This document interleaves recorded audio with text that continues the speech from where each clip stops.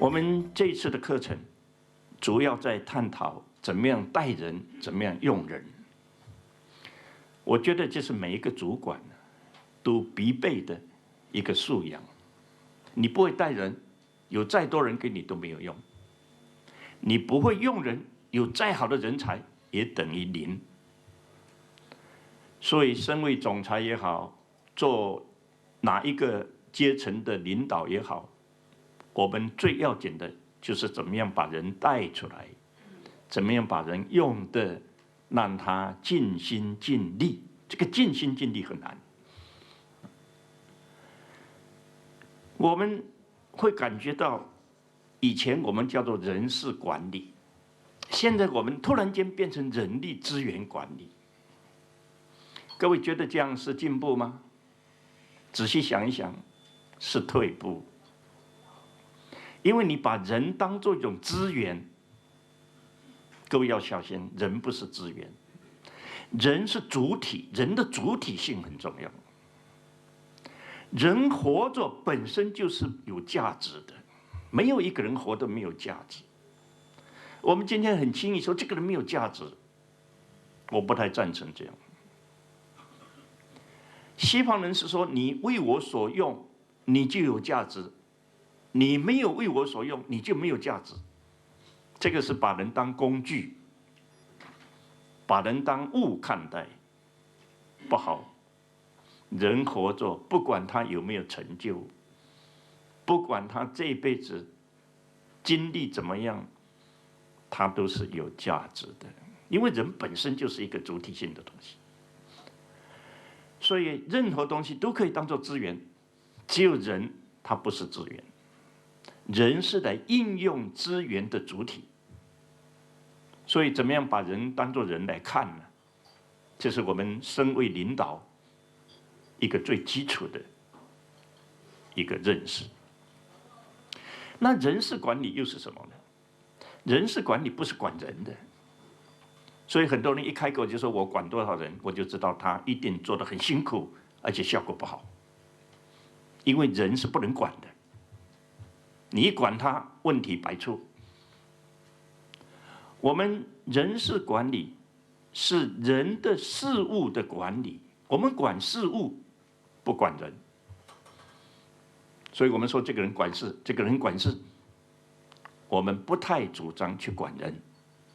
像这些很基本的观念呢，各位如果什么时候弄清楚，您的道就已经建立起来了。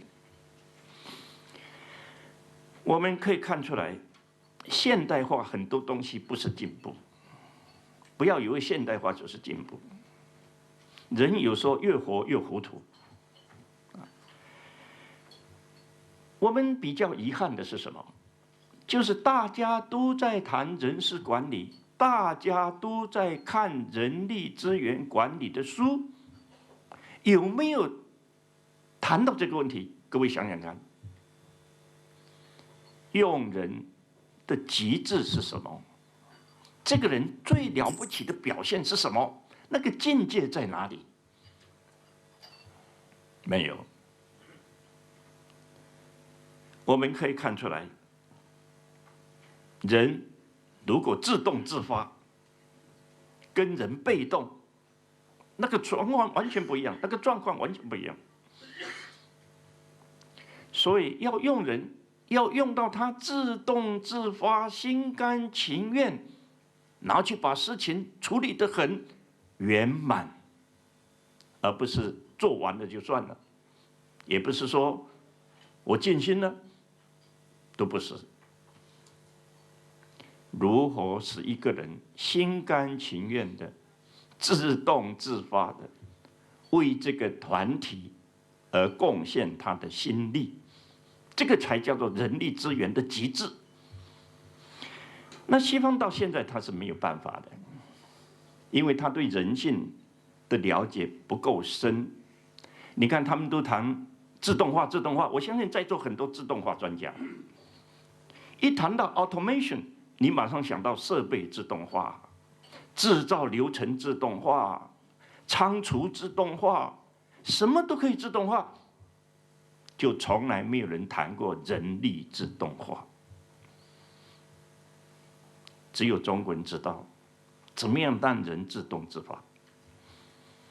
Manpower automation 是全世界没有人讲的，但是我们中国人很懂的。为什么？因为我们有《孙子兵法》。全世界都在研究《孙子兵法》，但是他因为不了解《孙子兵法》真正的奥秘在哪里。你今天到新加坡去看，新加坡大学开《孙子兵法》用的是英文版，只要用英文版，你就知道完蛋了，因为他就没有办法讲出这个人性来，他没有办法。我们今天都在讲商场如战场。那商场既然如战场，我们怎么不会想到带员工就是带兵？我们用人就是用兵，而全世界最会带兵、最会带人、最会用人、最会用兵的人，就是《孙子兵法》。日本人把《孙子兵法》用在销售上面，这个我们也不反对。但是那只是一个小绝路，一个小部分而已。真正把《孙子兵法》用在人上面，那是无往不利的。我们提出3点，请各位指教。第一个，尽力而为，好不好？我们平常都说，我尽量，我尽量，我尽力而为，我尽力而为，好像就已经了不起了。实际上还很差的。尽力而为跟全力以赴，你看看哪个不一样？不一样。我们要全力以赴，不能够尽力而为。但是一般人能够做到尽力而为啊，他就了不起了。啊，我尽力啊，我尽力，尽力就是不保证效果的。我尽力的嘛，那你把我杀掉也没用。当我全力以赴的时候，我没有任何困难，我没有任何借口。我不会找任何理由，我绝对达成目的。那种心境是不一样的。各位，你带人带到每个人都尽力而为，那结果就是浮浮沉沉，浮浮沉沉，时好时坏，那完全看运气，完全看环境，完全看市场的变化，你就很被动。假定我带人带到他能够全力以赴，那有什么问题呢？老讲环境再差，也有人赚钱呢；时机再坏，也有人他不断的业绩扩展呢，这是事实。如果时机好，大家都赚钱；时机不好，大家都亏本，那无所谓经营管理了。那算什么经营管理？你看，有人时机良好，他也一败涂地。有人时机很快，他照样赚钱了，这才是事实。人人尽职，好不好？每一个人都很本分，都把他的责任呢，都完成，这样就会造成很严重的本位主义。为什么我们每个部门之间，他老是很难沟通？他老是很难沟通。各有各的看法，尤其是生产部门跟销售部门，他永远是死对头。卖不出去就怪他做得不好，他说你根本天天去玩呢，然后回头来还把责任推给我们，他100个不认定。所以照理说啊，我们业务人员在外面呢，他可以收集顾客的反应，他可以收集市场的变化的情报，但是他一回来，生产部门完全不接到，完全不接到。为什么？2个人不同条心，没有同一条心。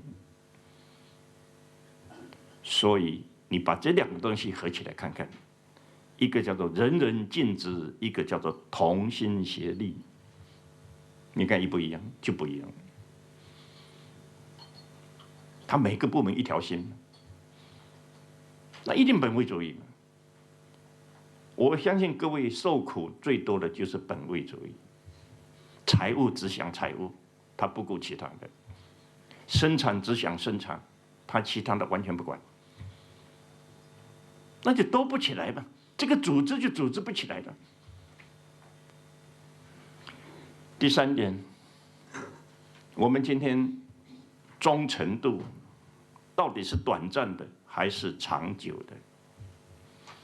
你要走美国式的，一定是短暂的忠诚，他不会长期对公司忠诚，他不会，因为你随时要他走，他也随时要走。所以为什么美国人没有长期计划？没有，他眼光永远看到浅浅的，因为他做不好他就走了。我们中国人不是，中国人他会拉长补短，拉长补短说你今年差一点没关系，明年赚回来就好了，亏3年也无所谓，后面一直上来就好了嘛。我们是看大局，不是分段来考绩的，不是。我讲一句话，各位做参考。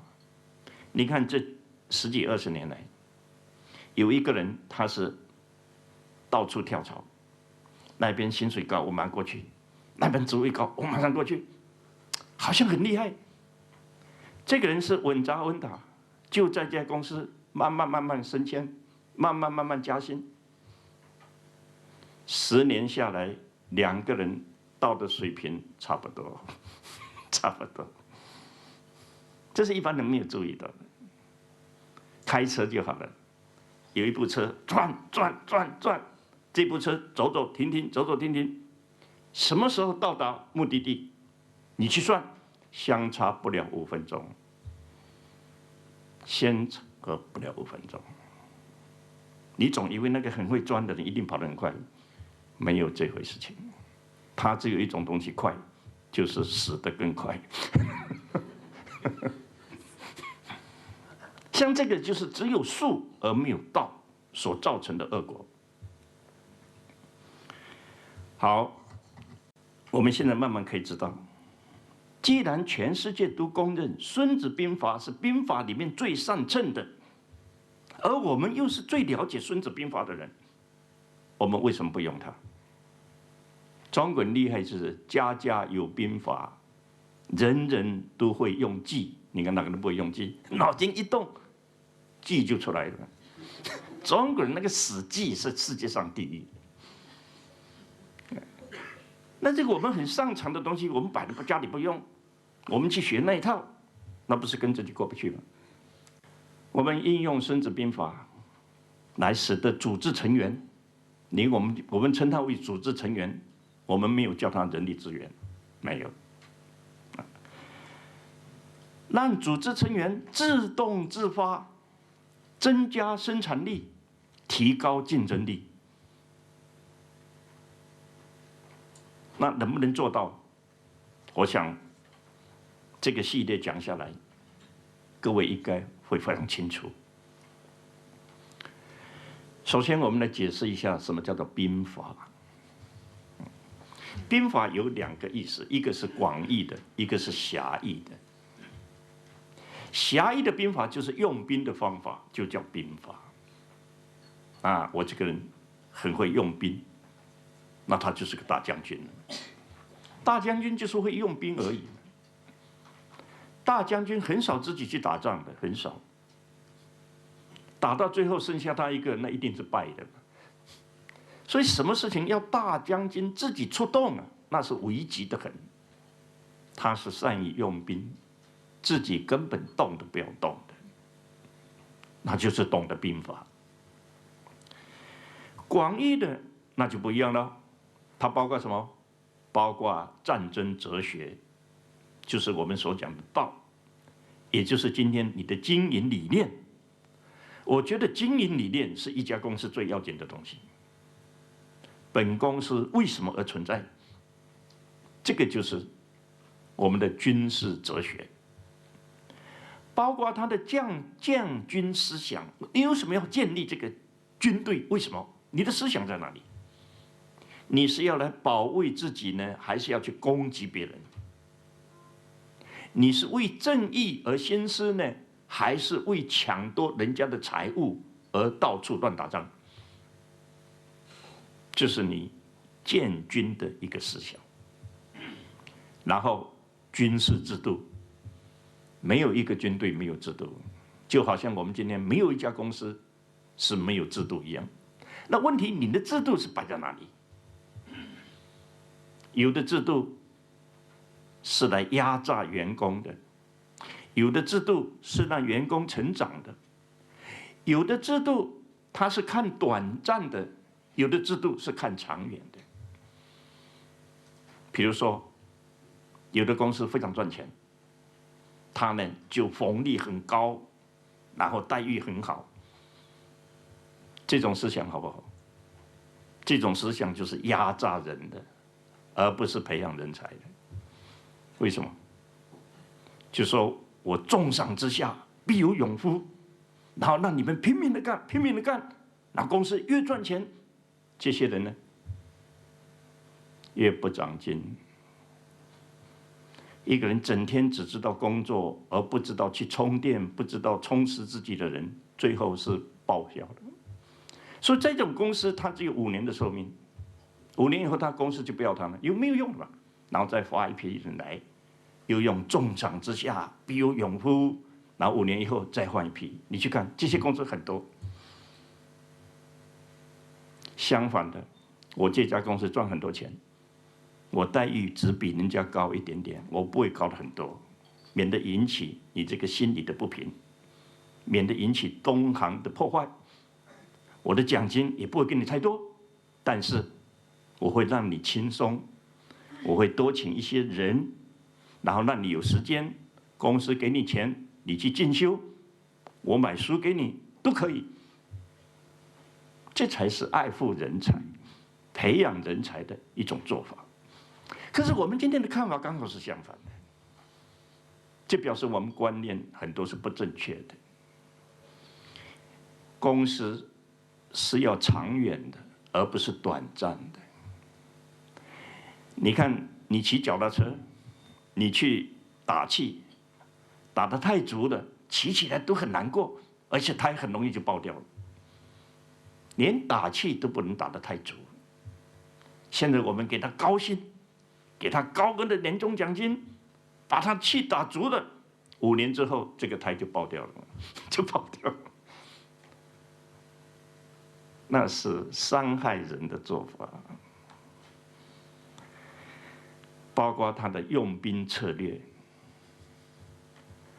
你看，有的人，他只要看到对方一来，他马上就去迎战，这是一种策略。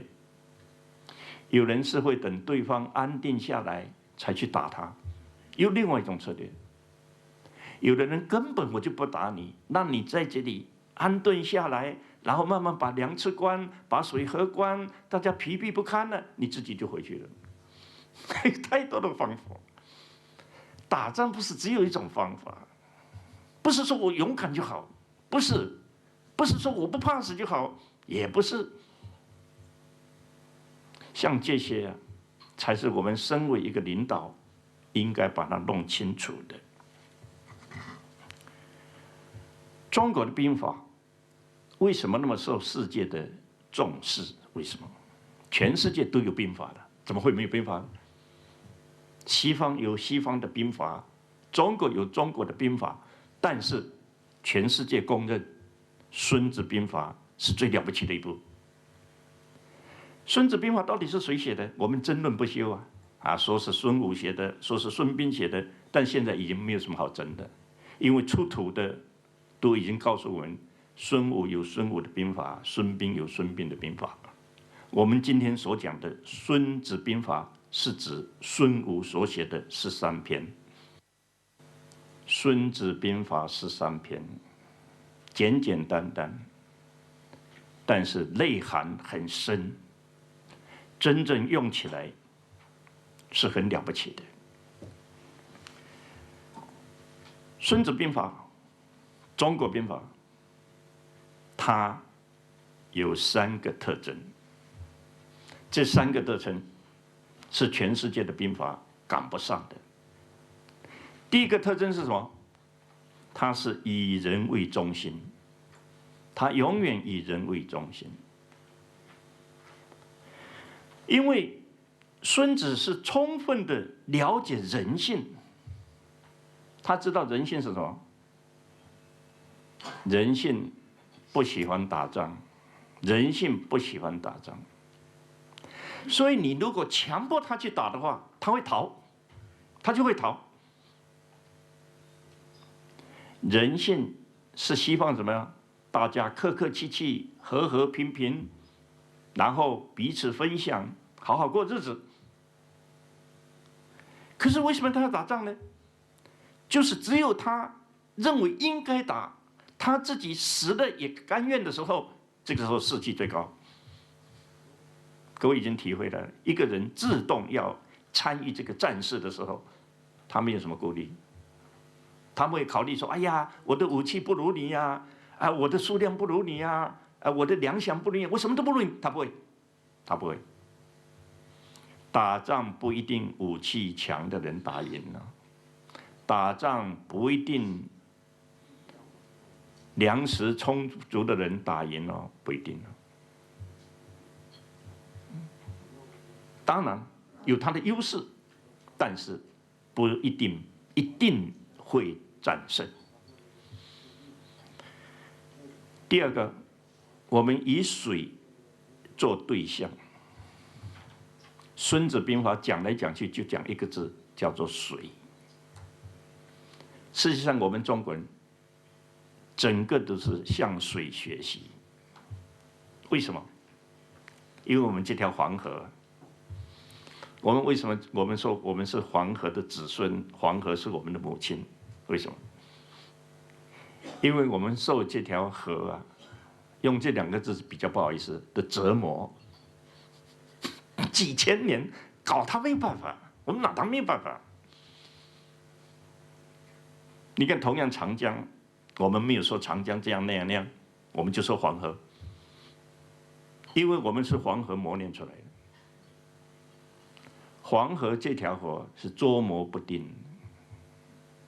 2个人见面，你住哪里？我住河东，你呢？我住河西。刚刚讲完，黄河改道，然后河东变河西，河西变河东，搞得乱七八糟的。所以你慢慢会感觉到中国为什么什么都不相信，就是他很善变嘛。中国人很善变，就是看黄河变来变去，你自然会变。你不变活不下去了。10年河东，10年河西。我第一个提醒各位，中国人是琢磨不定的民族，你搞不清楚。你说他不好，他又很好；你说他好，他就很不好。你说他没有信用，他言而有信；你说他有信用，每次都骗你。这个是很让外国人伤透脑筋的事情，伤透脑筋。你说不准时，他比谁都准时。你看祖宗下葬1分1秒，还有3秒钟，那全世界第一啊！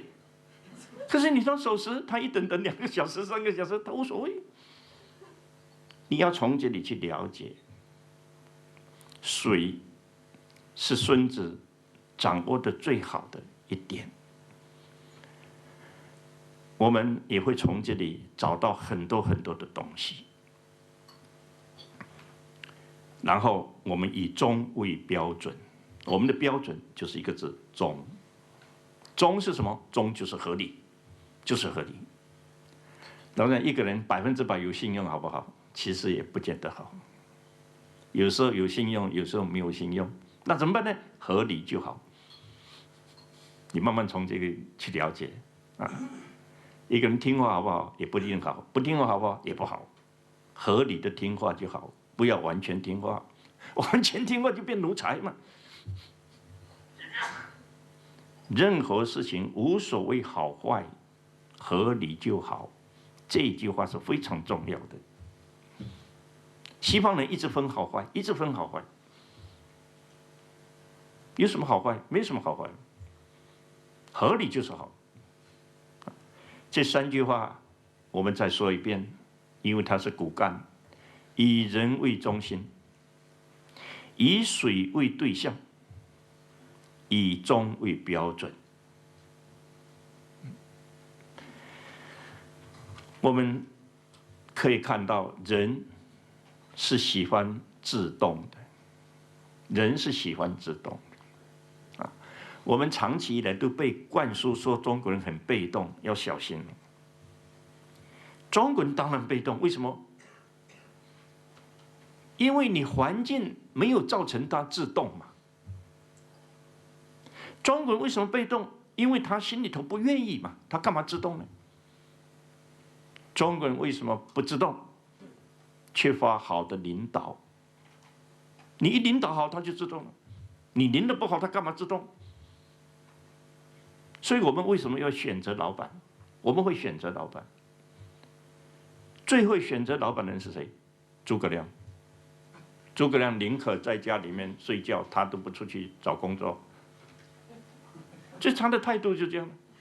我一辈子不为人所用，可以，除非我找到真正可以为他而自动自发、全心全力的老板。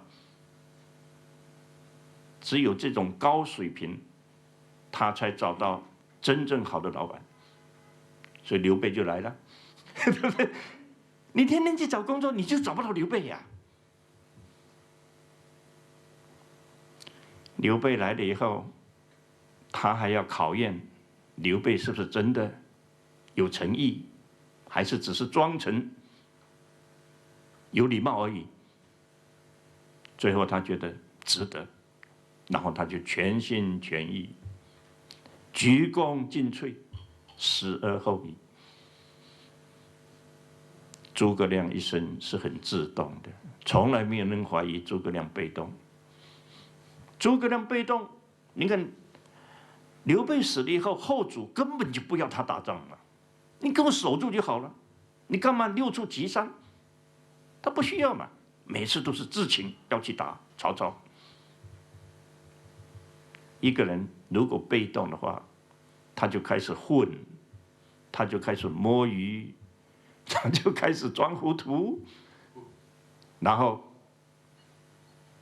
用今天的话叫做保持不被开除的水平，他就没事了。这样的员工是很可怕的。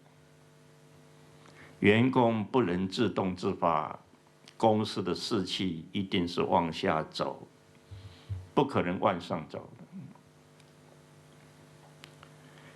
而水呢，它很自动，可是水是自动往下，不是自动向上。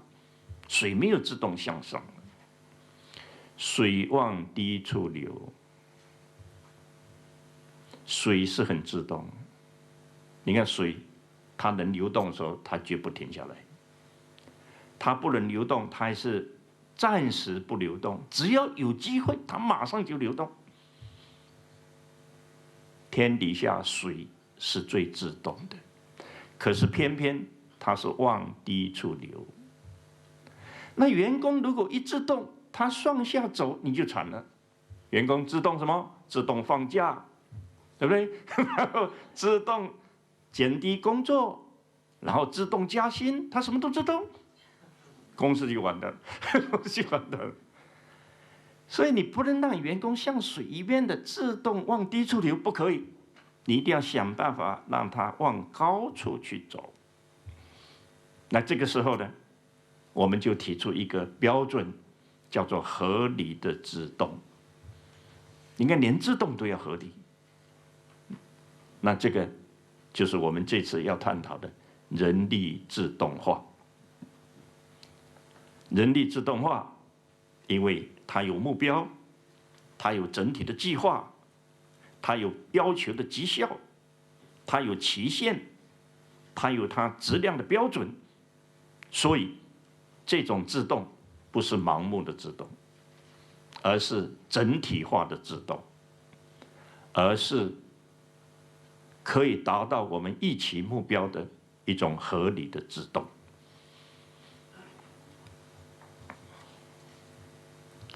现在我们开始来讲以人为中心。西方它是以事为中心的，西方人不可能以人为中心，原因是什么？原因是什么？就是因为他们人事流动率很高，非常高。一家公司只有2个选择：一个是以人为中心，一个是以事为中心。因为人一流动，你不得已要以事为中心，把事情分开来，每件事情找合适人去做。这个人走了，我马上又根据这个规格，根据这个需求，我找到一个合适的人来。所以他们是因事而找人，我们不是。我们知道事情是没有办法定下来的。我不晓得各位的看法怎么样？事情是可以定下来的，还是不能定下来的？你去想，为什么以前美国是家电第一，后来美国都不生产家电了，后来美国变成电脑王国，现在美国也不生产电脑了，什么道理？一个是人工的成本高，但是这个不是主要的原因，而是他们的应变能力差。如果美国应变能力强，人事成本其实不算什么。我只要不断的有新的产品，我就确保我的市场地位了。所以我们今天太相信说产品好就好，太相信这个东西也不对。因为什么？那需要长期跟你在一起的人才能够做得出来。一个人猛然加入一个行业，他真的摸不清楚这家行业要怎么变才好，他真的摸不清楚。你看，我们现在就看到很多外行人在乱变，我们现在已经看到太多外行人在乱变。你看我们的屋内设计，我们各种用品的设计，都是外行人在乱变。以前我们要开水龙头啊，闭着眼睛都可以开。现在呢，进去摸半天，水还不出来，这算什么设计？我问你，就是乱变嘛，对不对？经常有人进去好久，你在干什么？他不好意思讲，他说我在找水，那水就开水龙头就好。他说我怎么不知道？我怎么开也不对，那最后还有没有龙头的？一站不小心，它就喷出来了，搞得满身都是。这就是乱编，他没有这种优势的观念。设计者一定要有使用者的观念。我让你再没有知识，在外行，你都可以使用，这才是我所要的。我们可以看出来，中国人讲求的是长期的共同奋斗。我们有一句话叫做“人是老的好，东西是新的好”，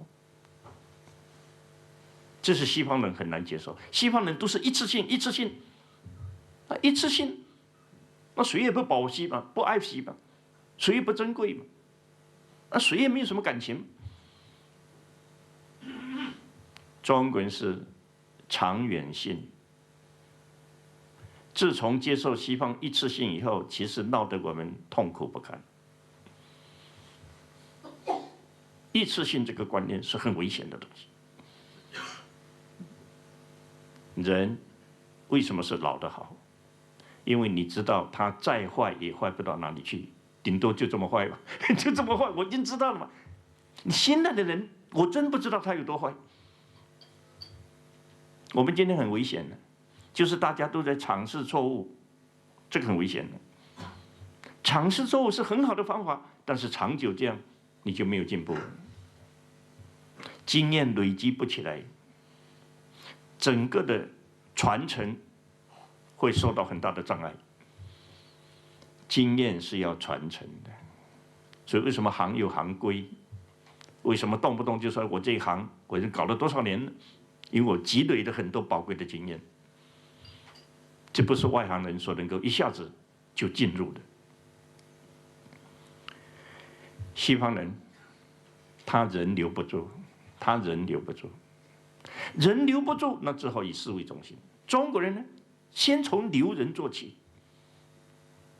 你看，我们用人呢，第一个要识才，识就是我知道谁是有才的人。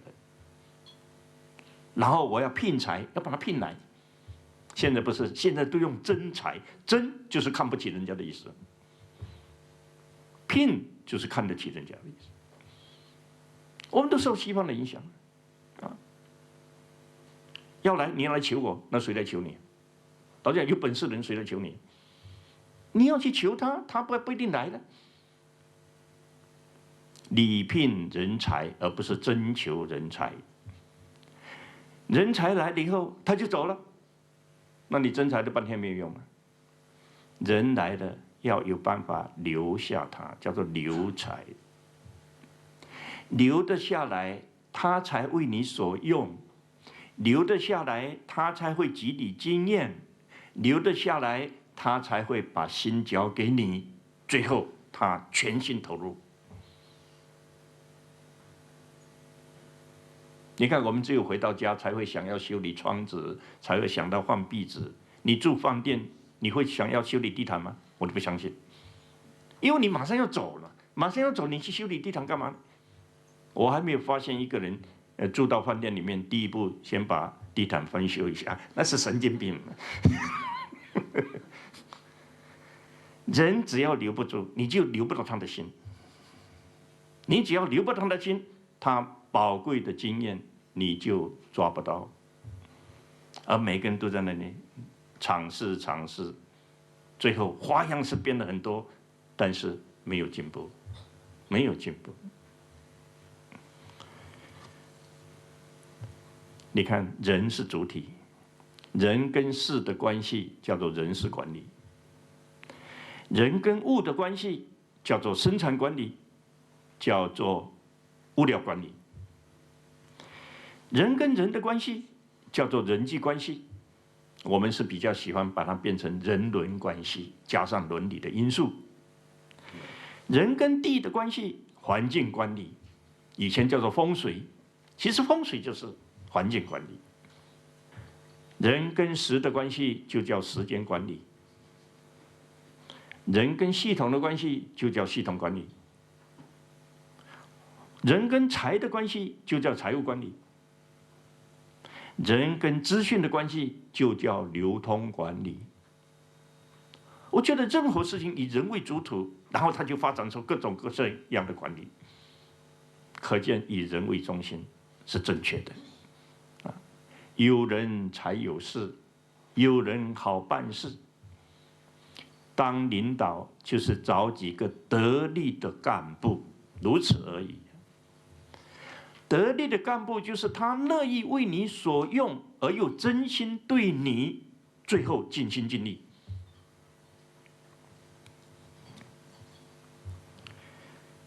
我们有3句话，各位可以做参考。第一句话，企业有少数人在维持，企业不是多数人在奋斗，不是。所以也不要怕说大家有的很用心，有的不用心，有的很卖力，有的不卖力，不要去怪这些事情，因为本来就这样。如果你当主管，你的手下每一个人都很能干，好不好？其实不是很好的现象，不是很好的现象，因为你反而谁都用不了。我当主管，我的手下有强有弱，有的人比较喜欢跟人打交道，有的人比较不喜欢，有个子高的，有个子矮的，有身体比较壮的，有身体比较弱的，其实我还更好。我要扫天花板就找高的去，他不会反对。每个都很矮，谁都扫不到；每个都很高，推来推去，我一样高，为什么一定要我去扫？所以我们一直希望说我的手下一个一个都很好，其实不需要这样想，不需要这样想。何况你做不到，因为你不可能把成员整个换掉。就算换掉，也不可能很整齐。所以我们当主管的人，我们心理上不要有这种想法，说这个不行，那个不行。我今天讲一句不客气的话，就是因为他们不行，你才有机会当主管。一个个都比你行，你完了。很多事情要两面去想，要两面去想。所以，今天我们都讲民主，民主其实民主最大的笑话就是少数服从多数。我始终不相信少数要服从多数，因为真正聪明的人是少数，真正有智慧的人是少数，真正尽心尽力的也是少数，不可能多数。企业是少数人在维持，你回去看好了，哪个企业都一样，就靠这几个。因为这也是20-80定律啊。公司里面80%的事情是靠这少数的20%人在操心，公司另外80%的那么多的人只操心20%的事情，因为他没办法，人是有个别差异的，不可能完全一样。所以，我们如果在企业里面还主张少数要服从多数，那你就得不到好的策略，得不到。你看，好的点子永远是那少数几个人想出来，多数人都是糊里糊涂的。所以民主固然是有它的好处，但是它是阻碍进步的。你看很多民主国家到最后都没有办法进步，就是他老是少数服从多数，然后就变成有能力的人、真正有智慧的人做一个动作，叫做袖手旁观，你就完了。公司只要有能力、有智慧的人，他袖手旁观，好啊，你们有本事，看你们去做好了，你就完了。大多数人是没有本事的。第二个，人有尊严，是因为他能够自主。如果人不能自主，他就完全没有尊严。你看，一人全部都听人家摆布，你就不叫领导，你就不叫领导。为什么大家要当领导？就是我可以自己做主张。所以，什么叫做高阶主管？我常常问人家，什么叫做高阶主管？就是你可以决定一些人事权，你可以动用一些财务的东西，重要的政策你能够参与，你才有资格叫做高阶层主管，不然就不像了。我完全不能决定，一切要听上级的，那你有什么尊严？我问你，你有什么尊严？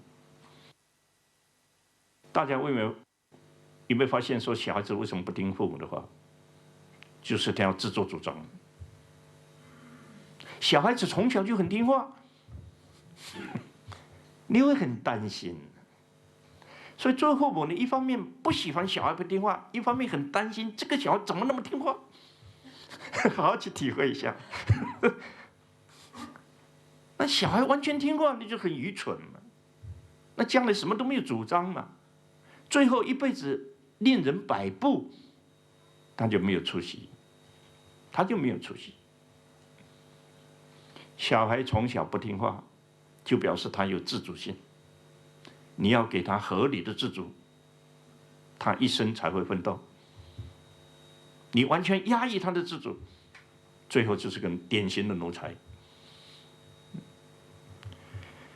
以人为主，透过人去把事情办好，这样就叫管理。不要把人当奴隶看，不要人把工具看，人永远不是机器。好，你要使一个人自动，怎么样自动法？孙子兵法讲得最清楚了，使人自动，敌人才会不战自败。这什么意思？你看中国人讲究以逸待劳，我在这里，我住得稳稳的，我阵地布得很坚固，我不主动打你。但是我不打你，你也不打我，那就两边都在耗嘛，耗到最后同归于尽嘛。所以我就会想办法让你来打我，想办法让你打我，想办法让敌人自动来打我。我是最懂得兵法的，而且敌人冲的时候我还不会动，因为这个时候他士气很高昂。那他第二次再冲的时候，我还是不会动。那他第三次冲，我就知道都精疲力竭的，我再出来两下哦，他就完了。对不对？是中国人很会等待，等待是一种艺术。我们今天都操之过急，所以为什么急事要缓办？这很多人老听不懂，急事已经急得要死了，还缓办，就是因为急事，所以才要缓办。因为你要以逸待劳，而不是盲目的去蠢动。因为孙子是很重视省力的，我想管理省力是很重要的。你耗尽了那个心力啊，人活不长久，也没有意义。孙子提出四治，这四治是我们这次要讲的重点。一个叫治心，治就是治理的治，啊，三点水一个台字。治理员工的心就叫治心。治力，力量的力。治理员工的力量。治变，怎么样让它自动的变，而不是我叫它变。你看，你今天叫它变，它就会抗拒。我为什么要变？我不变很好啊，干嘛要变呢？你要造成它非变不可，照它自动去变，你就很省力。员工要变，老板很省力；员工不变，老板3番5次的叫他变，他就是不变。这都是事实。然后治气，那个士气怎么样把它诱导到最有利的一个方向去？这个叫做士治。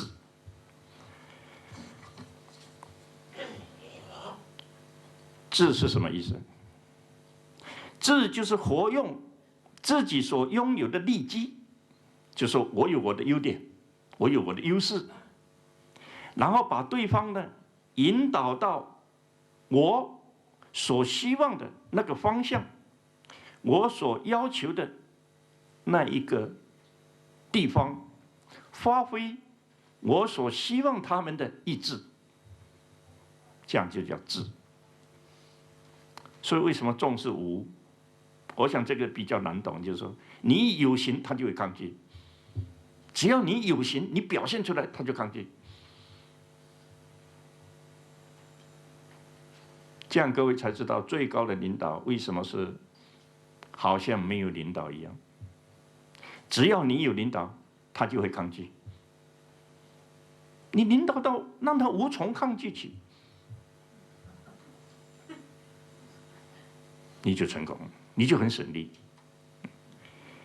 强迫对方接受不是好办法，